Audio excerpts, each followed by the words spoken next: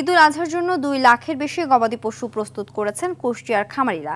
শেষ সময় চলছে সেগুলোর বাড়তি পরিচর্যা। চাহিদা বেশি থাকায় কুষ্টিয়ার গরু সংগ্রহে ব্যাপারীরা ছুটছেন এক খামার থেকে অন্য খামারে এবং এক বাড়ি থেকে অন্য বাড়িতে। ঈদ ঘিরে ভালো দাম পাওয়ার আশা খামারিদের। কুষ্টিয়া থেকে শেখ হাসান বেলালের প্রতিবেদন জানাচ্ছেন সৈয়দা সামিয়া তামান্না।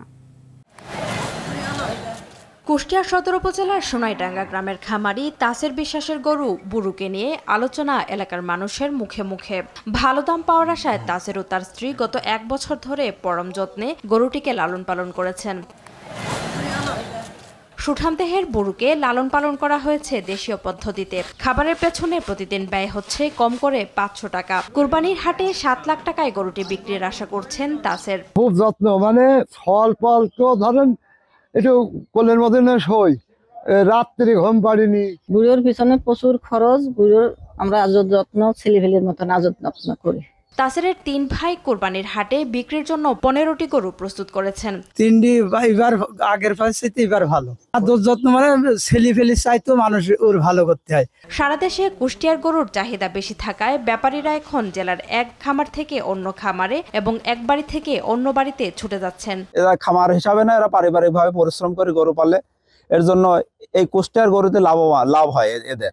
এরা যেহেতু গায়ে খেটে পরিশ্রম করে, এই জন্য এদের লাভ হয়।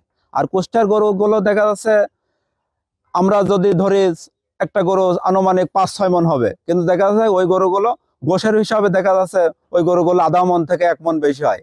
এই জন্য এই গরুগুলোতে আমাদের লাভ হয় এবং যারা ক্রেতা কেনে এদেরও লাভ হয়। জেলার প্রাণী সম্পদ অফিস জানিয়েছে, এবছর কোরবানির জন্য কুষ্টিয়ায় 2,09,000 গরু ছাগল প্রস্তুত করা হয়েছে। আমাদের খামারিরা সম্পূর্ণ দেশীয় পদ্ধতিতে দেশীয় খাবার খাওয়ায়ে তারা লালন পালন করেছেন এবং আমাদের সহযোগিতা সবসময় তারা নিয়েছেন।